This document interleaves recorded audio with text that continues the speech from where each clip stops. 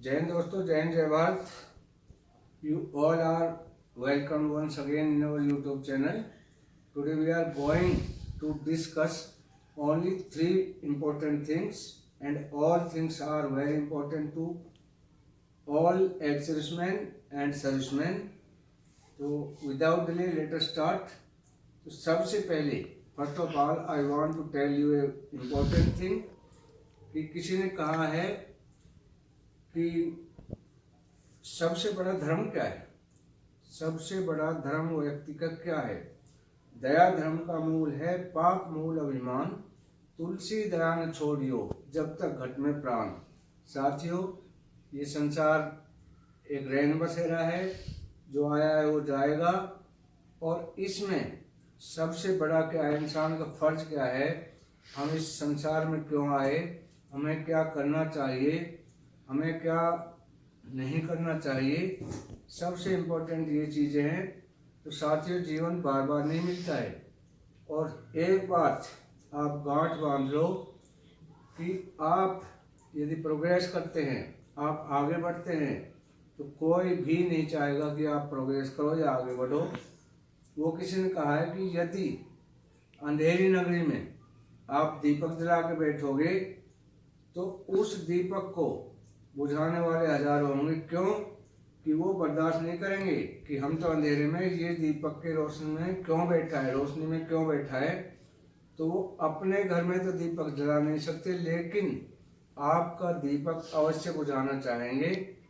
तो साथियों, मैं इतना बड़ा वो तो नहीं हूँ, मैं सीख तो आपको नहीं दे सकता, मेरे साथी सारे मुझसे बड़े हैं, अच्छे हैं. लेकिन हाँ, ये अवश्य कहना चाहता हूँ कि जब भी आप आगे बढ़ोगे, when you will try to get success, तो हर व्यक्ति वो सबसे पहले अपना आपकी टांग खींचेगा ही खींचेगा, क्योंकि कोई नहीं चाहता कि ये आगे बढ़े.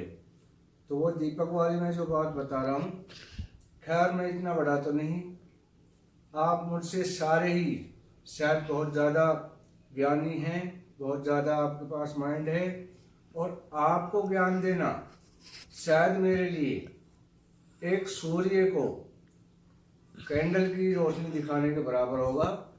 तो मैं भाइयों के बीच में, साथियों के बीच में सिर्फ एक ये संदेश देना चाहता हूँ कि अपना कर्म करें.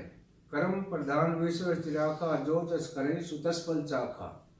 साथियों, भगवान से किसी की दोस्ती नहीं है, किसी की दुश्मनी नहीं है.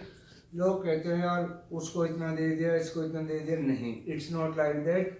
भगवान सबके लिए बराबर देते हैं. क्यों? ऐसा तो नहीं है कि मैंने आज ये कर दिया, मुझे ये जॉब मिल गई, तो मैंने कोई भगवान को रिश्वत नहीं दी. और एक ऐसा बंदा है जिस बेचारे को कुछ नहीं दिया, तो उसने भगवान की आंख में उंगली नहीं मारी. भगवान सबका साथी है, भगवान सबको साथ देता है, लेकिन भगवान हेल्प किसकी करता है? God help themselves who help themselves. मतलब भगवान उसी की रक्षा करता है जो अपनी रक्षा खुद करता है. तो साथियों, मैं ये कहना चाहता हूँ, आपका ज़्यादा टाइम नहीं लेना चाहता हूँ, मैं ये कहना चाहता हूँ कि कर्म तेरे अच्छे हैं तो किस्मत तेरी दासी है, और नियत तेरी अच्छी है तो घर ही मथुरा काशी है. तो साथियों, विदाउट डिले मैं आपके जो 5 इम्पोर्टेंट थिंग्स है, 5 इम्पोर्टेंट न्यूज़ है, उन पे हम डिस्कस करेंगे. तो सबसे पहले कि सच्ची खुशखबरी और अच्छी खुशखबरी, 1 करोड़ से अधिक केंद्रीय कर्मचारियों को बड़ा फायदा. सरकार घोषणा करे ना करे, लेकिन रेलवे के जो रेलवे मंत्री है, उन्होंने घोषणा कर दी है किसकी? 8th CPC, 8वें पे कमीशन की. आप उनकी वीडियो सुने. मैं साथियों इसके बाद में आता हूं, जो कैबिनेट में नहीं था फैसला, लेकिन आपकी जानकारी के लिए रखना चाहता हूं. माननीय प्रधानमंत्री जी ने केंद्र सरकार के सभी कर्मचारियों के लिए 8th सेंट्रल पे कमीशन को मंजूरी दे दी.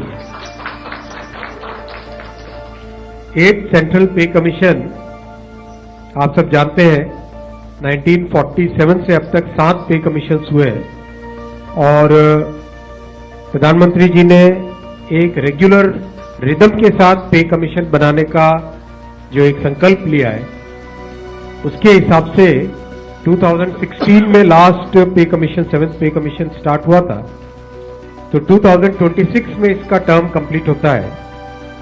उससे वेल बिफोर 2025 में 8th पे कमीशन स्टैब्लिश करने से सफिशिएंट टाइम मिलेगा so that the recommendations can be received well before the completion of the period of 7th पे कमीशन। वीडियो आपने देखी, रेलवे मंत्री ने किस तरह से 8वें वेतन आयोग की सारी बातें बता दी, सारी घोषणा कर दी।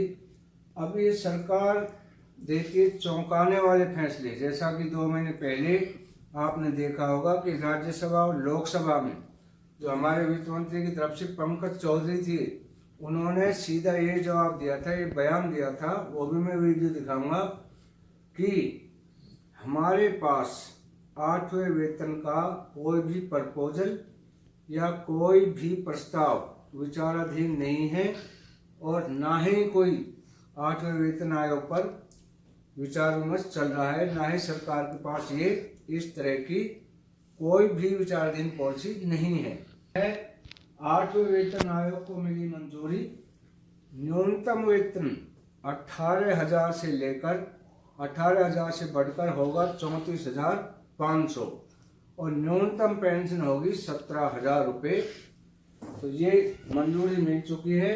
और दूसरा जो हमारा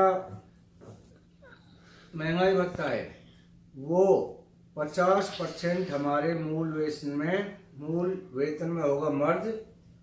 तो आगे जो उन्होंने कहा है कि हम कटोरा लेके भीख नहीं मांगेंगे, ये हमारा अधिकार है, ये हमारा राइट है, तो हम इसको लेकर ही रहेंगे।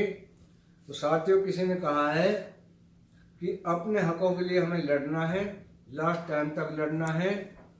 तो एक कहावत मुझे याद आती है कि साथियों आपने सुना होगा, ये कि बहुत अच्छा दोहा है कबीर जी का। उन्होंने ये लिखा है कि जिन खोजा तिन पाइया गहरे पानी पेट, मैं बापुरा डूबन रहा किनारे बैठ। साथियों, जिसने भी किसी चीज को खोजने की कोशिश की है, हासिल करने की कोशिश की है, उसको वो चीज मिली है। और यदि कोई डर के बैठ गया तो वो किनारे बैठ के रह जाता है, उसको वो चीज नहीं मिली है। तो यही हमारे साथ है, ये हमारा संघर्ष करना होगा, हमें सरकार से लड़ना होगा, ये हमारे हकों की लड़ाई है। We will have to fight for our right.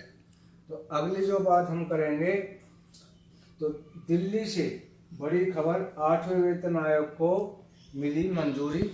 ये वीडियो देखें, किस तरह से सोशल मीडिया पे भी है, सारे यूट्यूब चैनल पे भी है, सारी खबरों में भी है, किस तरह से उन्होंने बोला कि 8वें वेतन आयोग को मंजूरी मिल चुकी है। ये वीडियो देखें। दिल्ली से बड़ी खबर, 8वें वेतन आयोग के गठन को मंजूरी मिल गई है। केंद्र सरकार ने गठन की मंजूरी दी है। केंद्रीय कर्मचारियों को इसका लाभ मिलेगा, केंद्रीय कर्मचारियों को वेतन बढ़ा हुआ मिलेगा। तो इस वक्त की बड़ी खबर, दिल्ली से इस वक्त की बड़ी खबर मिल रही है, 8वें वेतन आयोग के गठन को मंजूरी मिल गई है। केंद्र सरकार ने गठन को मंजूरी दी है। केंद्रीय कर्मचारियों को इस फैसले का लाभ मिलने वाला है। केंद्रीय कर्मचारियों का जो वेतन है वो अब बढ़ जाएगा। तो दिल्ली से इस वक्त की बहुत बड़ी खबर, केंद्रीय कर्मचारियों के लिए बड़ी खुशखबरी। शंकर आनंद हमारे संवाददाता ज्यादा जानकारी के साथ फोन लाइन पर जुड़ रहे हैं। शंकर आनंद, 8वें वेतन आयोग के गठन को मंजूरी मिल गई है और यह बड़ी खुशखबरी है, खासकर केंद्रीय कर्मचारियों के लिए। निश्चित तौर पर देखिए, केंद्रीय कर्मचारियों के लिए एक बेहद ये खुशी की खबर कही जा सकती है। जिस तरह से अभी थोड़ी देर पहले ही केंद्र सरकार की तरफ से केंद्रीय मंत्री अश्विनी वैष्णव ने एक प्रेस कॉन्फ्रेंस करते हुए कैबिनेट ब्रीफिंग से जुड़े मामले पर उन्होंने एक प्रेस वार्ता किया है और इस मामले पर उन्होंने इस बात का जिक्र किया है कि जिस तरह से 8वां जिस तरह से बकायदा इस मामले में आज पे कमीशन के बारे में चर्चा हुई है। हालांकि उन्होंने इस बात पे ये भी उन्होंने जिक्र किया है कि जो 7वां पे कमीशन है वो 2026 में खत्म होगा और इससे जुड़े हुए तमाम जो फायदे हैं और किस तरह से उनका बढ़ा हुआ वेतन जो है वो आने वाले दिनों में उनको फायदा होने वाला है। और हालांकि 8वां पे कमीशन जो है 2026 से लागू होगा, इन्होंने ये भी स्पष्ट तौर पे कहा है और समय रहते सुझाव, सिफारिशें इत्यादि जो है वो मांगी जा रही है इसका, और इसके लिए जो एक गठन जो है जल्द से जल्द किया जाएगा। तो एक तरह से कहा जा सकता है, निश्चित तौर पे एक बड़ी खबर कही जा सकती है। और जिस तरह से अभी थोड़ी देर पहले ही अश्विनी वैष्णव ने इस मामले पर प्रेस कॉन्फ्रेंस करते हुए इस मामले पर विस्तार से चर्चा की है और 8वें पे कमीशन के लिए जो अध्यक्ष होंगे और 2 सदस्यों का नाम का भी जल्द से जल्द ऐलान भी होगा। सभी जितने भी सैनिक संगठन हैं या हमारे मजदूर यूनियन है, किसान यूनियन है, सभी का एक ही नारा है कि 10 साल हो चुके हैं वेतन आयोग को लागू हुए, तो अब हमारी वेतन और भत्तों में वृद्धि होनी चाहिए। सुनिश्चित ये हो चुका है। कल भी मैंने आपको बताया था कि अब अर्धसैनिक बल भी प्रोटेस्ट करने लगे हैं, कूद पड़े हैं। तो साथियों, सबसे बड़ी बात यह है कि एकजुट होकर रहना। किसी ने कहा है, इंग्लिश में एक कहावत है कि lovable person and valuable time is very precious in our life. Once they lost, they never come back. So don't even make a try to lose them. तो साथियों, आज के लिए इतना ही। कल फिर मिलेंगे इसी तरह की कोई नई अपडेट और अच्छी जानकारी लेकर। तब तक के लिए जय हिंद, जय भारत।